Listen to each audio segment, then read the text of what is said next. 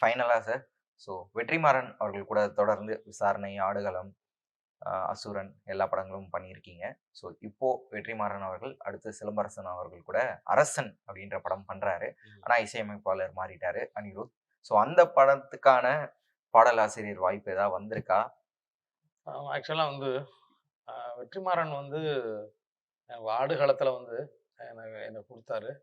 அவரு ரொம்ப சரியா அவரு யோசிப்பாரு.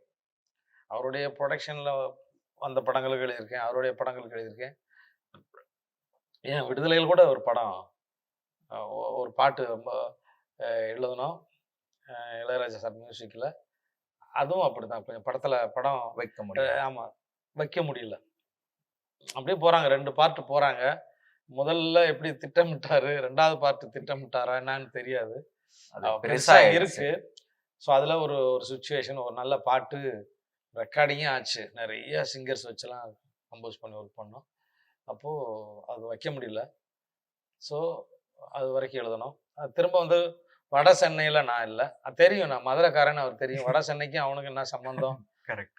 அ அவன் ஏன் இந்த பக்கம் அப்படின்னு யோசிக்கிறது. அவர் என்னட்டயே வந்திருந்தா கூட, "எப்பா தெய்வமே அதுக்கு எழுதுறதுக்கு இன்னும் ஆட்கள் இருக்காங்கன்னு" சொல்லியிருப்பேன். அவருக்கு தெரியும். அதே மாரி நாங்க வந்து வாடிவாசல் பண்ணும்போது அவரு என்ன கூப்பிட்டாரு. அந்த ப்ராஜெக்ட் கொஞ்சம் டிலே டிலே ஆயிடுச்சு. ஆகுது. அதுக்கு நாங்க ஒரு கட்டம் வேல பார்த்தோம். அதுக்குன்னும்போது இவன் வாடிவாசல்ன்னும்போது தென் மாவட்டங்கள் நிச்சயம் இருக்கும். அப்போ இவர் சரியா எழுதுவாருன்னு அவங்க நெனைக்கிறாங்க. அதுக்கு நான் எழுதுறேன். திரும்ப இன்னொரு வட சென்னை கதை தான் அரசன். அரசன். ஸோ அதுக்கு அநேகமாக நான் இருக்க வாய்ப்பில்ல. அது அந்த மொழி தெரிந்தவர்கள் அதை எழுதலாம் அப்படிங்கிறது தான். இருந்தாலும் பெரிய எதிர்பார்ப்பு. ஒரு ரசிகனாக அ எ எ ஏன்னா வெற்றிமாறனுக்கு ஒரு ரசிகனாக, ஏன்னா வெற்றிமாறன் தான் அன்னைக்கு வந்து எல்லா தளத்திலயும் ஒரு ஆச்சரியம் நிகழ்த்தி இருக்கிற ஒரு மனுஷன். ஆர்ட் ஃபார்மா, கமர்ஷியல் ஆமா. அவர் கமர்ஷியல் படம் ஓடுங்க. ஆனா அவார்டு வாங்குங்க. அப்படி சொல்ற இடத்துல யாரும் கிடையாது. அவார்டும் வாங்கும். கமர்ஷியலாவும் வரும். கமர்ஷியலாவும் இருக்கும். அது எந்த புள்ளியில தொடங்கி எப்படி முடிக்கிறதுன்னு தெரியாது. நேர்மையாவும் இருக்கும். ரொம்ப சரியாவும் இருக்கும். அவார்டு வாங்கும். படமும் ஓடும். அப்படியான ஒரு ஒரு நல்ல கலைஞர் அவரு. அ பேர்லயே வெற்றி இருக்கு. பேர்லயே வெற்றி இருக்கு. ஆமா. அதுதான் ரொம்ப நுட்பம் வாய்ந்தது. மத்த ஆள்லாம் என்னை இப்ப ஒரு பிரம்மாண்டத்துல கவனம் செலுத்திட்டு கதைக்குள்ள விட்டுறாங்க.